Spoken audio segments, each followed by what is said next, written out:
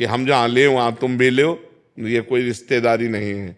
ये गुरु वरण है, ये भगवान के मार्ग का है। हमारी श्रद्धा बनती है तो हम पूरा परिवार ले लेते हैं, हमारी श्रद्धा नहीं बनती है तो हम अपनी श्रद्धा के अनुसार लेते हैं। इसमें कुल की रीति नहीं चलती है। ये गुरु बनाने में कुल रीति या कुल गुरु नहीं चलते। परमार्थ का विषय हमने जहाँ सत्संग किया, हमारी मति लग गई, हमारी श्रद्धा लग गई कि हमारे गुरुदेव हैं तो हम वही गुरु मान लेंगे, हम परिवार वाला इसमें संबंध नहीं चलेगा। काश गर्ग जी, राधे राधे महाराज जी। महाराज जी, आपके चरणों में कोटि कोटि प्रणाम। प्रभु, हमारे इस शरीर की सार्थकता केवल इसी में है कि हमें इसके माध्यम से प्रभु के दर्शन और सानिध्य गुरुदेव के दर्शन सौभाग्य प्राप्त हो। प्रभु, मेरा प्रश्न यह है कि भजन मार्ग में वो स्थिति कब बनने लगती है जब अनुकूल तथा प्रतिकूल परिस्थितियां हमारे मन को विचलित ना कर पाए? जब हमारे द्वारा सारे पापाचरण बंद हो जाते हैं और पूर्व किए हुए पाप भजन के बल से भस्म हो जाते हैं, जब हमारा अंतःकरण निष्पाप और निर्विकार हो जाता है, तो हमारी द्वंद्वातीत स्थिति आ जाती है। निर्माण अमोहा जित संग दोषा अध्यात्म नित्या विनिवृत्त कामा द्वंद्व विमुक्ता सुख दुख संगई, ये स्थिति आ जाती है जब हम निष्पाप हो जाते हैं। अभी हमारे जन्म जन्मांतर के पाप हैं, हमें व्यक्ति दिखाई देता है, प्रभु नहीं दिखाई देते। हमें वासना की अभी चाहत है, अभी कामनाओं की पूर्ति की चाहत है, तो अभी हमें डट के भजन करना चाहिए। खूब नाम जप करो, सत्संग सुनो, पापाचरण से डरो, गंदे आहार से डरो, वो आपकी बुद्धि को भ्रष्ट कर देगा। जो बाजारू भोजन है, जो गंदे आहार हैं, इनसे बचो। बहुत गलत वातावरण बन रहा है।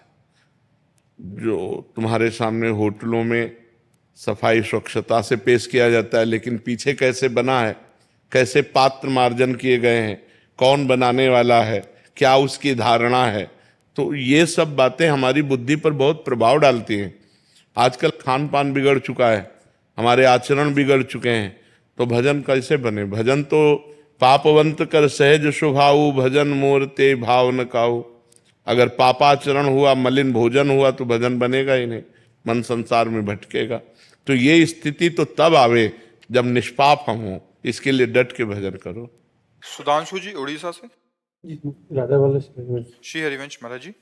महाराज जी, आपकी कृपा से पहले बहुत भक्ति हो रहा था, आपकी कृपा से पहले नाम जप ज्यादा हो रहा था, लेकिन अभी थोड़ा कम हो रहा है। पहले नाम जप में आनंद की अनुभूति हो रही थी, लेकिन कुछ समय से मुझे ऐसा अनुभव हो रहा है कि जिसकी वजह से मैं अपने आप पर निरंतर नहीं बना पा रहा हूँ और दिन प्रतिदिन भक्ति से थोड़ा दूर जा रहा हूं। अपने आचरणों को देखो, अपने संग को देखो, क्रियाओं पर नजर डालो, आसपास जो गलत है उनको छोड़ो, जो गलत है उनको छोड़ो, अभी भक्ति प्रकाशित हो जाएगी। पवित्र भोजन पाओ, भगवान को अर्पित किया हुआ, पवित्र आचरण करो, देखना सुनना बोलना 3 पर कंट्रोल करो। जैसे कि महाराज, जैसे कंपनी में काम करते तो प्याज लहसुन डाला जाता है, इसमें खाना पड़ता है महाराज। हाँ, तो अब प्याज लहसुन तो तमोगुण पैदा करेगा, वो भजन कैसे करने देगा? अब भजन के लिए तो प्याज लहसुन। जी महाराज, पहले उसे कंपनी में जब करते करते नाम जप कर लिया है, लेकिन एक बार सुपरवाइजर पकड़ लिया है, बोला नाम जप से काम नहीं चलेगा। तो इस टाइम पे नहीं, हमें ये बताओ कि नाम जप केवल काउंटर या माला से ही होता है क्या? नाम जप तो अंतर का विषय, सुपरवाइजर कैसे पकड़ सकता है? हम अंदर जो सोचे उस पर किसी का शासन चल रहा है क्या? अंदर हम राधा राधा जप कर रहे हैं, बाहर से काम कर रहे हैं। हमें काउंटर लेके थोड़ी दिखाना है सुपरवाइजर को कि हम नाम जप कर रहे हैं, माला लेके थोड़ी दिखाना है कि नाम जप कर रहे हैं। जब नौकरी में है, ड्यूटी में है, तो हम ड्यूटी वाला कार्य अच्छे से कर रहे हैं, अंदर से नाम जप कर रहे हैं। पर यह बुद्धि तभी सतर्क होगी जब भोजन ठीक हो। अब मांस खाओ, प्याज लहसुन खाओ, इधर उधर अंडा फंडा खाओ, सोचो कि हम महाराज प्याज लहसुन तो कंपनी में देते तो महाराज खाओ। अब इसके लिए हम क्या करें? पर वो अशुद्ध भोजन है, वो भोजन भजन में वो तमोगुण पैदा करेगा, वो गंदी बातों का चिंतन कराएगा। इसीलिए तो प्याज लहसुन निषिद्ध है, और कोई बात थोड़ी। प्याज लहसुन तो पृथ्वी में ही पैदा होता है, जैसे आलू पैदा होती है, पर निषिद्ध इसलिए कि उसका प्रभाव विपरीत है भजन करने वालों के लिए, वो विपरीत चिंतन कराता है, इसीलिए उसका त्याग किया गया है। अपवित्रता बुद्धि की, तमोगुण बढ़ाने वाला, इसीलिए उसका त्याग किया। हमें पवित्र बुद्धि चाहिए, तभी भजन में लगेगी। तो आहार ठीक करो, आचरण ठीक करो, अंदर अंदर खूब नाम जप करने का अभ्यास करो। विशाल डोगरा जी। राधे राधे जी। राधे राधे महाराज जी। महाराज जी, क्या धर्म और कर्म में कोई अंतर है? हर इंसान का कर्म अलग अलग होता है, जैसे एक क्षत्रिय है, एक साधु है, या नहीं, तो क्षत्रिय धर्म से ही तो कर्म होता है, ब्राह्मण धर्म से ही तो कर्म होता है। विरक्त धर्म से ही तो कर्म होता है, गृहस्थ धर्म से ही तो कर्म होता है। जो धर्म से अलग कर्म करता है वो पाप कर्म करता है, और वही पाप का उसे दंड भोगना पड़ता है। शुद्ध कर्म वही है जो धर्म से युक्त हो, और जो धर्म से अलग हट गया तो वो पाप कर्म बन गया, वो अधर्म बन गया। तो वास्तविक कर्म की महिमा तो धर्म से युक्त होने पर ही है। जैसे आप किसी के पुत्र हो तो आपका पुत्र धर्म है, किसी के पिता हो तो पिता धर्म है। एक पिता का क्या धर्म है, वो कर्म करो। एक पति का क्या धर्म है, वो कर्म करो। एक समाज के व्यक्ति का क्या कर्म है, वो कर्म करो। वो धर्म से युक्त होगा। कि हमारा यहाँ धर्म कहता है कि ऐसे चलना चाहिए, तो वो कर्म धर्म युक्त हो गया। और जो मनमानी, तो फिर वो पाप कर्म बन गया। समझ रहे ना? जो धर्म युक्त हो वही कर्म है, और जो धर्म से अलग हो गया वही पाप है। धर्म से विलग हो गया तो पाप है। जैसे अपनी पत्नी से धर्म है, लेकिन दूसरे की पत्नी या किसी बहन बेटी, वो पाप कर्म। कर्म तो वही है, कर्म वही है। दूसरी स्त्री की तरफ दृष्टि भी डाली गलत तो अधर्म हो गया, वो पाप कर्म। कर्म वही है, लेकिन धर्म से युक्त हुआ तो पवित्र कर्म हो गया, और धर्म से अलग हो गया तो पाप कर्म बन गया। हार्दिक शर्मा जी। राधे राधे महाराज। राधे राधे महाराज जी। महाराज जी, अखंड स्मृति से श्रेष्ठ कुछ भी नहीं है, तो अखंड स्मृति कैसे आती है? प्रयास और कृपा, अपना प्रयास और भगवान की कृपा। अगर अपना प्रयास शिथिल है तो फिर बात नहीं बनेगी। जी जान से हमें लगना पड़ता है इसमें, अंदर अंदर बार बार पकड़ना, बार बार पकड़ना। मन तो भागता है, रिश्ते नातों संबंधों में, भोगों में मन भागता है, उसे बार बार पकड़ के लाना। राधा वल्लभ श्री हरिवंश, राधा वल्लभ श्री हरिवंश, राधा वल्लभ श्री हरिवंश। और भगवान की कृपा, अपना प्रयास और भगवान की कृपा से हम निरंतर जप कर सकते हैं। अगर अपना प्रयास शिथिल है तो भगवान की कृपा तो सबके ऊपर है, सबके ऊपर, सब पर मोर बराबर दाया। पर वही निकल पाएगा जो अपना प्रयास कर रहा है, अपना प्रयत्न, पुरुषार्थ, और भगवान की कृपा से हम अखंड स्मृति प्राप्त कर सकते हैं। मानव जीवन अखंड स्मृति प्राप्त करने के लिए ही है। भगवान का स्मरण करते नौकरी व्यापार जो करो, शरीर छूटा भगवान को प्राप्त होगे। अगर भगवान की स्मृति नहीं तो धोखा ही धोखा, इतना बड़ा घाटा कि अब पता नहीं किस युग में हमें मनुष्य बनने को मिलेगा, पता नहीं किस युग में। 84 लाख योनियां बहते चले जा रहे हैं अन्य योनियों में। कम से कम मनुष्य जन्म मिला तो हम ये प्रवाह तो रोक दें, जन्म मरण का चक्र जो रोक दे। अगर ना हम रोक पाए तो कम से कम अगला जन्म तो मनुष्य का मिले, तो कम से कम ऐसे आचरण हो जाए हमारे कि हम ऐसा कर्म करें जिससे हम पुनः मनुष्य बने और फिर भजन करके भगवान को प्राप्त करें। एक तो इसी जन्म में प्राप्त कर ले, लेकिन असफलता यदि रही तो हम पुनः मनुष्य बने, अन्य योनियों में ना जाएं। इसलिए भगवान का भजन अत्यंत अनिवार्य है। करमवीर जी, चंडीगढ़। श्री हरिवंश। श्री हरिवंश महाराज जी। महाराज जी, जब किसी जीवात्मा का शरीर छूटने वाला हो परंतु उसने दीक्षा नहीं ली हो, तो क्या उससे कंठी या तुलसी माला धारण करा सकते हैं? किसी व्यक्ति ने दीक्षा ली है तो उसके शरीर छूटने के बाद उसकी माला, झोली एवं आसन इत्यादि का क्या विधान है? पहले प्रश्न का तो उत्तर है कि कंठी तो पहना ही देना चाहिए, क्योंकि तुलसी जी अगर शरीर छूट रहा है और तुलसी जी का स्पर्श है, और मुख में रज लगा देना चाहिए, मस्तक पे तिलक लगा देना चाहिए, भगवान का चरणामृत पिला देना चाहिए और नाम सुना देना चाहिए। इतना अधिकार अगर इतना कर दिए तो उस जीव का कल्याण पक्का हो जाएगा। जिसका शरीर छूटने वाला है उसके लिए नहीं सोचना कि दीक्षा लिए है कि नहीं लिए। हर जीव भगवान का बंदा है, भगवान का अंश है। इतना अधिकार सबको है कि अब जैसे कंठी बांध दी, तुरंत तिलक लगा दिया, चरणामृत पिला दिया, रज लगा दिया, राधा वल्लभ श्री हरिवंश, राधा वल्लभ श्री हरिवंश, राधा वल्लभ श्री। वो बोल नहीं पा रहा, अगर वो सुन रहा है, अगर सुन भी नहीं पा रहा है तो वातावरण में राधा वल्लभ श्री हरिवंश से यमदूत नहीं आएंगे और उसका कल्याण हो जाएगा। पहले प्रश्न का कल्याण हो जाएगा, जैसे कि अगर वो गलत आचरण भी कर रहा है। हाँ, तो अंतिम समय ऐसा सौभाग्य किसको मिलता है? ऐसा सौभाग्य अंतिम समय किसको मिलता है कि प्राण निकलने वाले हैं, गले में कंठी बांधी जा रही, चरणामृत पिलाया जा रहा है भगवान का, और इसके बाद तिलक लगाया जा रहा, वृंदावन की रज लग रही है, तो उसका निश्चित कल्याण हो जाएगा। ये तो कृपा पात्र को, ये सबको ऐसा अवसर मिलेगा क्या? किसी व्यक्ति ने दीक्षा ली है तो उसके शरीर छूटने के बाद उसकी माला, झोली एवं प्रवाहित कर देनी चाहिए। माला, झोली, मान लो पूजन की जो भी भगवत स्वरूप विग्रह हैं वो सब यमुना जी या गंगा जी में या आए सब प्रभावित कर देनी चाहिए, क्योंकि दूसरा अगर अधिकारी नहीं है कोई सेवा करने वाला तो फिर वो सब ठाकुर ऐसे करके या तो गंगा जी यमुना जी के किनारे खोद करके समाधिस्थ कर दे या प्रवाहित कर दे। दो ही है, हमें लगता है प्रवाहित करने से अच्छा समाधिस्थ करना है, क्योंकि खोद के और समाधिस्थ करके ऊपर से फूल डाल के प्रणाम। अगर कोई करने वाला है हमारे जी उसकी सुरक्षा, हाँ तो जैसे वाणी फिर जी, वो उसका जैसे संपत्ति का अधिकारी हुआ ऐसे ठाकुर सेवा करे, पर उसकी माला और उसका पाठ ग्रंथ ये आसन पर हाँ कर देना चाहिए। विश्वेशो जनको युमा च जननी गंगा च मातृ स्वसा ढुंढी भैरव दंडपाणि सदृशा ज्येष्ठा मम भ्रातरः श्रीकाशी मणिकर्णिका च भगिनी भार्या ममेयं मती सत्कर्माणि सुता सदैव फलदा काश्यां कुटुम्बं मम तारानायक शेखराय जगदाधाराय धाराधरत् छायाधारक कंधराय गिरिजा संगैक श्रृंगारिणे नद्या शेखरिणे दृशातिलकिने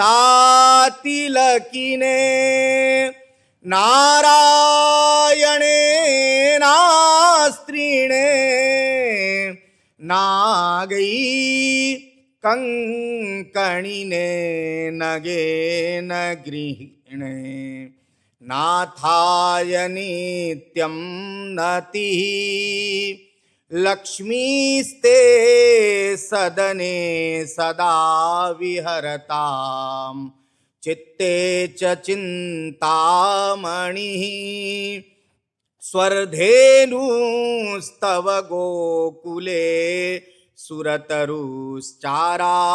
भूमौ तव वाणी ते वदने दयानयनयोर दानं करे चान्यहं विष्णुश्चेतसि ते मतिश्च वसतां कीर्तिश्च लोकत्रये योग्यता के लिए जी इसीलिए सुरक्षित हो। निधि शर्मा जी। महाराज जी आपके चरणों में कोटि कोटि प्रणाम। महाराज जी सभी संत जन कहते हैं कि सभी में भगवान की भावना रखनी चाहिए, पर सांसारिक जीवन में ऐसा संभव नहीं हो पाता। कभी कभी अपने करीबी जनों से भी द्वेष भाव मन में पैदा हो जाता है, जिसकी वजह से कई बार नाम जप में भी बाधा आती है। तो सांसारिक जीवन में ऐसी कोशिश कैसे जारी रखें कि सब में प्रभु का भाव। देखो अपवित्र अंतःकरण कभी भगवत तत्व का अनुभव नहीं कर सकता, उसके लिए अंतःकरण पवित्र चाहिए। जो पापाचरण करता है, दुष्ट स्वभाव रखता है, अपनी अनुकूलता की चाह करता है, विषयों के भोग में सुखानुभूति करता है, वो मलिन अंतःकरण है। वो मलिन अंतःकरण कभी सब लोगों में भगवान का अनुभव नहीं कर सकता। बहुनाम जन्मनावन्ते ज्ञानवान माम प्रपद्यते वासुदेवा सर्वमिति सा महात्मा सुदुर्लभा।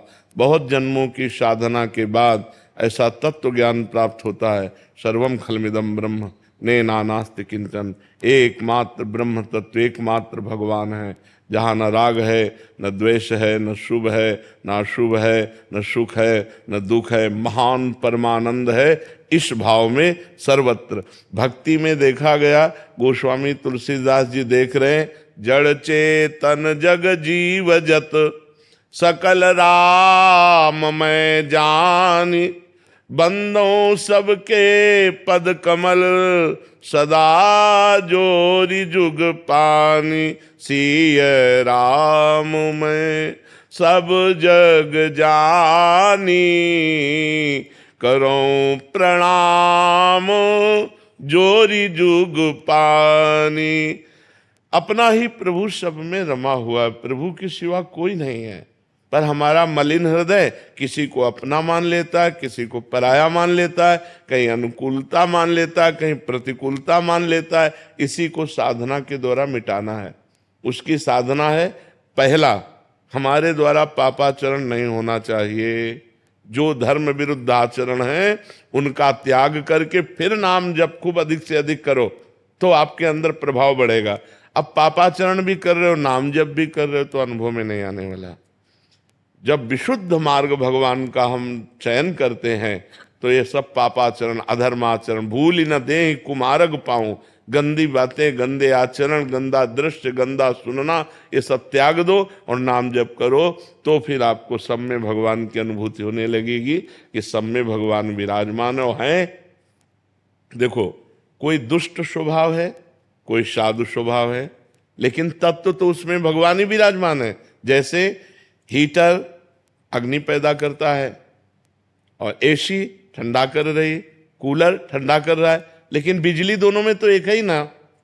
बिजली में तो कोई अंतर नहीं है। जो हीटर में बिजली है वही फ्रिज में है, वही कूलर में है, वही एसी में है। ऐसे ही अच्छा स्वभाव या बुरा स्वभाव, ये क्रूरा अपि पापिनो न च सताम संभाष्य दृश्यास्ते सर्वान वस्तुतया निरीक्ष परम स्वाराध्य बुद्धिर्मम।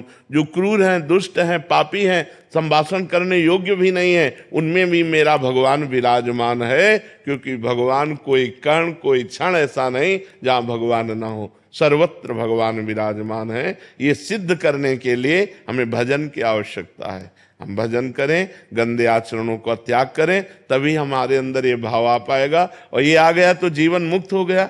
सर्वत्र भगवत बुद्धि हो गई तो वो जीवन मुक्त हो गया। अब उसे कुछ करना थोड़ी बाकी है, वो आवागमन के चक्र से मुक्त हो गया। जो सर्वम खलविदम ब्रह्म वासुदेवा स्वरमिति ईशावास्यमिदम सर्वम यत्किंच जगत्याम जगत, जो कण कण में भगवान का दर्शन कर रहा है, इससे बड़ा महापुरुष कौन हो सकता है। स महात्मा सुदुर्लभा। मर्जी दर्शन कर रहे हैं, बट फिर बर्तन कैसे करना है? बर्ताव वैसे ही होगा, पत्नी के साथ पत्नी जैसा, बहन के साथ बहन जैसा, माँ के साथ माँ जैसा, बेटी के साथ बेटी जैसा। दर्शन है, बर्तन एक जैसा नहीं हो सकता। सब में भगवान विराजमान है। बर्ताव पुत्र के साथ पुत्र जैसा, पिता के साथ पिता जैसा, समाज में जो जैसा बर्ताव वैसा ही बर्ताव है। पत्नी के साथ पत्नी जैसा व्यवहार, माँ के साथ माँ जैसा व्यवहार, बहन के साथ बहन जैसा व्यवहार। लेकिन भगवान सब में एक है, भगवत तत्व सब में एक है। व्यवहार में समवर्तिता नहीं है, समदर्शिता है। समदर्शन करो, पंडिता समदर्शिना विद्या विनय संपन्ने ब्राह्मणे गविहस्तिनी सुनीचय सुपाकेचा पंडिता समदर्शिना। जैसे गाय और कुतिया दोनों में हम भगवत दर्शन कर सकते हैं, लेकिन बर्ताव अलग होगा। सुनी चाहे सुपाकेचा पंडिता समदर्शिना। चांडाल में, पवित्र ब्राह्मण में, गौ में, हाथी में, कुत्ते में एक ही परमात्मा को जो देखता है, बर्ताव नहीं हो सकता। गाय के गोबर से लीपने पर पवित्रता मानी जाती है, लेकिन कुत्ते के गोबर को थोड़ी लीपा जा सकता है। बर्ताव एक जैसा हो ही नहीं सकता है, और जो बर्ताव एक जैसा करना चाहता है वो मूर्ख है, पागल है। बर्ताव एक जैसा हो ही नहीं सकता। बर्ताव तो धर्म के अनुसार होगा, लेकिन दृष्टि एक होगी कि सब में परमात्मा विराजमान है। पंडिता समदर्शिना, न कि वर्तिना। समदर्शन, समदर्शन, सब में भगवान विराजमान है। बर्ताव एक जैसा। अगर बर्ताव में चूक हो गई तो फिर दुर्गति हो जाएगी। बर्ताव ही तो संभालना है। वही ज्ञानी है जो बर्ताव को संभाल ले। जितने झगड़े होते हैं वो सब बर्ताव में होते हैं, जितने पाप होते हैं सब बर्ताव में होते हैं। झगड़ा कभी हो ही नहीं सकता यदि अपने सुख की चाह ना हो। अगर हम दूसरों के सुख की चाह कर लें कि हजारों को लाखों को सुख मिले हमारे द्वारा, कभी कोई झगड़ा नहीं हो सकता, कभी कोई शिकायत नहीं है। शिकायत वही है जहां मेरे सुख की हानि हो रही है। हम अपने सुख को जहां देखते हैं वहीं झगड़े हो रहे हैं, जहां हम अपने सुख को देखते हैं वहीं पाप हो रहा है, जहां हम अपने सुख को देखते हैं वहीं अधर्म हो रहा है। धर्म, निष्पापता, निर्वैरता इस सर्व सुख में है। सबको सुख मिले, अधिक से अधिक लोगों को सुख मिले। अगर मेरे को दुख मिल रहा चलेगा, अकेले मेरे को दुख मिल रहा चलेगा, लेकिन लाखों को सुख मिल रहा है, ऐसा कहा। ये जो इतना हाहाकार मचा है ना, जितना हाहाकार मचा, ये नहीं हो, यो हो, ऐसा हो, वैसा हो, जहां अपने सुख की बात है वहीं झगड़ा हो रहा है। मेरा सुख छिन रहा है, मेरा सुख लुट रहा है, बस इसी बात के लिए झगड़ा हो रहा है। जितने पाप हो रहे हैं वो सब अपने सुख के लिए हो रहे हैं। अगर अपना सुख छोड़ दे और दूसरों का सुख स्वीकार कर ले, दूसरों के सुख के लिए, तो परम धर्म बन जाए। परहित सरिस धर्म नहीं भाई। जहां कहीं भी कुछ भी हो रहा है, वहां देख लो परहित की भावना और स्वसुख की भावना में युद्ध हो रहा है। जहां लाखों को सुख मिलना है, वहां हमारा सुख अगर बाधित हो रहा है, तो हम अपने सुख को बचाने के लिए लाखों के सुखों को तोड़ सकते हैं। आज हमारे समाज में जितनी द्वंद्व हैं, जितने झगड़े हैं, जितने पाप हैं, वो सब इसी के कारण हो रहे हैं, जो विकास नहीं हो रहा बुद्धि का विकास। और अगर दूसरों को सुख मिलेगा तो मेरे को सुख तो मिलेगा ही, अपने आप मिलेगा, क्योंकि वो लौट करके हमारे पास ही आएगा। अगर हम तुम्हें दुख देना चाहते हैं तो वो लौट कर हमारे पास आएगा। जो हम देना चाहते हैं वो हमारे पास लौट के आएगा, ये सिद्धांत है। अगर हम आपको सुख देना चाहते हैं तो सुख लौट के आएगा, और दुख देना चाहते हैं तो दुख लौट के हम ही को प्राप्त होगा। तो समवर्तन तो हो ही नहीं सकता, समदर्शन हो सकता है। आस्था बोरा जी जयपुर से। श्री हरिवंश महाराज राधे राधे। महाराज जी 2 साल पहले जब आपको सुनना शुरू किया तो जानना हुआ कि हम कितना अज्ञानता और अंधकार में जीवन जी रहे हैं। आपको सुनने से ये समझ आया कि हम जैसे अविवेकी लोगों के लिए भी है भगवत मार्ग। अब जब भगवत मार्ग पर चलने का प्रयास कर रहे हैं तो हर दिन असफल से हो रहे हैं, मन विकल्पित हो रहा है। कृपया कर दर्शन कीजिए कि हम आपको बताएं, हमने अपने जीवन में असफलता को सफलता का योग माना। जहां हम असफल हुए वहां हमें सफलता का मार्ग प्रकट दिखाई दिया। हे भगवान मेरी रक्षा कीजिए, क्रोध आया, हे भगवान मेरी रक्षा कीजिए, मुझे संभालिए। तो असफल असरण हो जाना ही शरणागति की पुष्टता है। जब तक अपने में बल होता है कोई, तब तक शुद्ध शरणागति नहीं होती। जब अपने को सुनेरी मैंने निर्बल के बलराम, जिस समय हमें लगता है कि मैं पूर्ण असफल हूं, मेरे में कोई सामर्थ्य नहीं, तो रोना आता है और रोकर हम भगवान को पुकारते हैं, हे करुणा सिंधु भगवान, मैं तो असफल हूं, अगर आप कृपा करो तो मैं इन विकारों से मुक्त होकर आपकी शुद्ध भक्ति को प्राप्त कर सकूं। नाथ मेरे में सामर्थ्य नहीं कि मैं इन विकारों पर विजय प्राप्त करके आपकी तरफ चल सकूं। गोस्वामी तुलसीदास जी कहते हैं, हौ हारेव कर जतन विविध विधि अतिशय प्रबल अजय, तुलसीदास बस होए तवै जब प्रभु प्रेरक बरजय। हे प्रभु, आप काम क्रोध को प्रेरणा देते हैं, हमारे मन को प्रेरणा देते हैं, सारी लीला आपकी चल रही, आप इनको रोक दो और हमें अपने चरणों की तरफ आने दो। असफलता में निराशा नहीं आनी चाहिए, असफलता में आशा जुड़नी चाहिए और भगवान से। मैं तो किसी योग्य नहीं, लेकिन आप सर्व सामर्थ्यशाली हैं, आपकी एक कृपा कोर से मेरा सब कुछ बन जाएगा। मेरे बनाए ना बनेगी कोटि कल्प लो, आपके बनाए बनेगी पल पाव में, पल के चौथाई हिस्से में आपकी कृपा कोर से बन जाएगा। नाथ आपने बहुत पतितों को पावन किया है, मुझ जैसे अधम को भी पावन कीजिए। ये अंदर से भावना आ जाती है तो हमारी सफलता का योग बन जाता है। हमें निराश नहीं होना, हमें उदास नहीं होना, हमें हताश नहीं होना, अपने कर्तव्य पर कदम आगे बढ़ाते रहना है। फिसल जाए तो फिर खड़े होकर के चल, ये परमार्थ का मार्ग है, इसमें हारना नहीं, इसमें निराश नहीं होना। हम अविनाशी के बच्चा हैं, एक न एक दिन परम पद को प्राप्त करके रहेंगे। आज अगर हम परास्त हो रहे हैं तो हम रुकेंगे नहीं, हम 100 बार गिरेंगे तो 101 बार खड़े होकर फिर परमार्थ पे चलेंगे, तो कभी न कभी भगवान हमें विजय दिला ही देंगे। संसार में मोह माया का बहुत जाल है, हमारी कमजोरियां हमें गिराती रहती हैं महाराज। हमारी कमजोरियां हैं, लेकिन हमारे प्रभु तो बहुत बलशाली है ना। तो उधर दृष्टि रखो, अपनी तरफ दृष्टि क्यों रखो? जब अपने को पता है अपने से नहीं संभलने वाला, तो ऐसे चलो, गिरोगे नहीं। ऐसे चलोगे कभी नहीं गिरोगे। आज तक जितने भी ऊंचाई पर चढ़े वो ऐसे चढ़े हैं, जो भगवान की शरण में हुए। सनकादि ब्रह्म ज्ञानी, लेकिन हर समय हरि शरणम हरि शरणम हरि शरणम जपते रहते हैं। जो भगवान का नाम जप करता है, भगवान का स्मरण करता है, अपने को असमर्थ देखता है, वही तो परम पद का अधिकारी होता है, वही तो भगवान का कृपा पात्र बनता है। यही दरबार दीन को आदर रीत सदा चली आई। जो अपने को किसी योग्य नहीं समझते वही सर्व योग्य हो जाते हैं, जो अपने को कुछ योग्य समझते हैं वो भ्रष्ट हो जाते हैं, क्योंकि अभिमान नाश का कारण बनता है, पतन का कारण बनता है।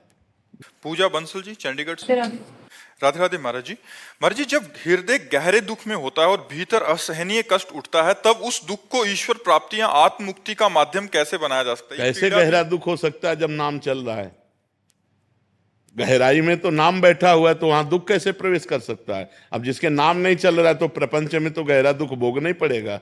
इसीलिए तो कहते हैं नाम को अपने साथ रखो, मुख में हो राम नाम, राम तेरे हाथ में, बंदे तू अकेला नाही, राम तेरे साथ में। भगवान जब साथ में है तो हमें गहरा दुख कैसे हो सकता है?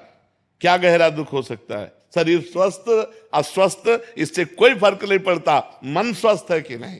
मन सावई मन कृष्ण पदारविंदे हो, मन भगवान के चरणों में तो हर समय एक उल्लास बना रहता है, एक आनंद रहता है। मरने से सब जग डरा, मेरो मन आनंद, कब मरी हो कब भेटी हो पूरन परमानंद। दुख कहाँ गहराई में घुस सकता है? जब नाम का पहरा है तो दुख घुस कैसे सकता है? नाम पहारू दिवस निशि, ध्यान तुम्हार कपाट, कैसे घुस सकता है? भगवान का ध्यान, दरवाजा बंद। ना अंदर का सुख बाहर निकल सकता है, ना बाहर का दुख अंदर जा सकता है। हृदय आनंद से लबालब, चारों तरफ भगवान के नाम का प्रताप उसकी रक्षा करता रहता है। ऐसे हम थोड़ी कह रहे कि भगवान को जपो, भगवान को भजो, भगवान का चिंतन करो। हम कह रहे हैं लोक परलोक के सारे सुख आपके चरणों को चूमेंगे यदि भगवान का भजन करोगे। तो क्या आप भगवान के नहीं हो? जो आप दुख भोग रहे हो, आप अशांति भोग रहे हो, आप परेशानी भोग रहे हो, उसका कारण आपके पाप कर्म है। अगर पाप कर्मों को बंद कर दो, भगवान का स्मरण करो, तो लक्ष्मीपति हैं, अनंत मायापति हैं, अनंत ब्रह्मांडों के पति हैं। अरे किलो 2 किलो सोना की बात क्या, 1 लाख योजन का पर्वत है जिसे सुमेरु पर्वत कहते हैं। 1 लाख योजन चौड़ा, 1 लाख योजन लंबा और टोटल सोने का। भगवान की माया में कमी है? अनंत ब्रह्मांडपति हैं। तो हम लोग क्या है, अहंकार से जीना चाहते हैं, भगवान की शरण में होकर नहीं, पाप कर्म करना चाहते हैं, उससे सुखी होना चाहते हैं सुख और करते हैं पाप, तो पाप का परिणाम दुख है, कहां सुख मिलेगा? इसलिए नाम जप करो, भगवान के आश्रित रहो। ये मांस खाना, मदिरा पीना, पराई स्त्री से व्यभिचार करना, दूसरे से छीन झपट, लूट घसूट, हिंसा, ये बंद करो। अगर ये करोगे तो कभी सुखी नहीं होगे, कभी सुखी नहीं हो सकते। नाम जप करो, दूसरों को सुख पहुंचाओ, धर्म से चलो, आप भी सुखी रहोगे, हमारी समाज भी सुख हो जाएगा। नए नए जवान दूसरे की चैन खींच रहे, माताओं बहनों को कष्ट दे रहे, मुंह भरा वो गिर पड़ी, उनके लगा क्या नहीं लगा उनको कोई पता नहीं, कोई उनको गम नहीं। ऐसे खींचा, कान से खींचा, चाहे कान फट जाए, चाहे ये क्या राक्षसी वृत्तियां जागृत हो रही समाज में। यहाँ जेल भोगो और फिर नर्क भोगो और फिर सुअर कुत्ता की योनियों को प्राप्त हो। इसलिए मनुष्य जन्म मिला है, बहुत सावधान होकर भगवान का नाम जप करते हुए कोई पापाचरण मत करो, सुखी हो जाओगे। मेरा एक प्रश्न था जी। मेरा ये प्रश्न था कि बहुत लोग लड्डू गोपाल को अपना बना के कहीं ले जाते हैं और बिना नहाए लोग छू लेते हैं, तो हम लोग में तो वो नहीं मानते हैं, तो ये सही है?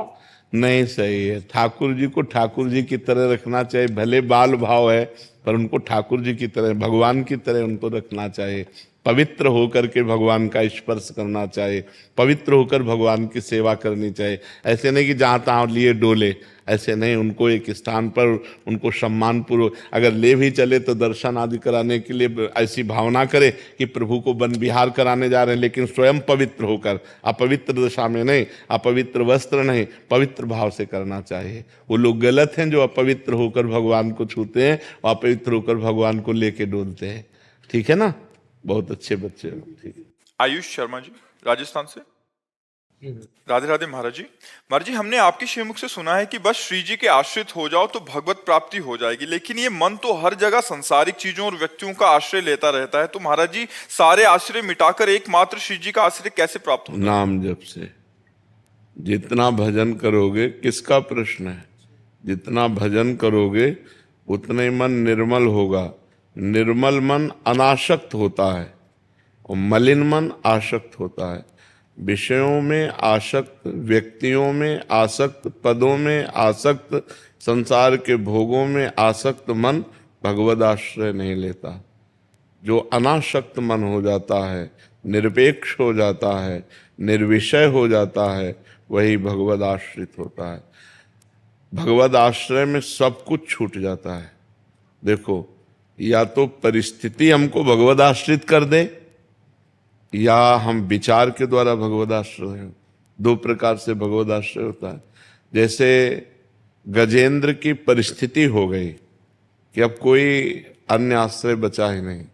1000 वर्ष तक वो लड़ता रहा, उसके हाथी हाथिनियां उसका संग देते रहे। फिर जब देखा हाथी हाथिनियों ने कि ये तो छोड़ ही नहीं रहा ग्राह, तो गज को ही छोड़ के चले गए। अब अकेला, बहुत काल का थका हुआ, जलचर जीव बलवान हो जाता, वो तो उसका घर है ग्राह का। अब वो बलवान ग्राह जब गजेंद्र को खींचा, पूरा चला गया, बस सूंड थोड़ी बची। अब उसको लगा कि अब अगले झटके में हम मर जाएंगे। परिस्थिति, सब आश्रय छोड़कर भगवान को हरि शरणम। उसी समय भगवान सुदर्शन चक्र के द्वारा ग्राह का उद्धार करके गजेंद्र को छुड़ा दिया। द्रौपदी जी जब सब आश्रय लेके देख लिया, पहले पांडवों का आश्रय, फिर सभा का आश्रय, फिर भुजा का आश्रय, फिर दांत का आश्रय, जब देखा वे एक ही झटके में दांत से साड़ी छूट जाएगी, पुकारा हे द्वारिकाधीश। भगवान गोविंद उसी समय वस्त्र रूप में आए। या तो हमारे जीवन में भगवान ऐसी परिस्थिति पैदा कर दे, जैसे हम बचपन से भगवान के आश्रित थे, हैं, रहेंगे। हमें लग रहा था हम आश्रित हो चुके हैं। जब किडनी फेल हुई तब समझ में आया कि आश्रय किसे कहते हैं। जब किडनी फेल हुई, आसन में बैठने लायक नहीं, अब साधना कोई रही नहीं।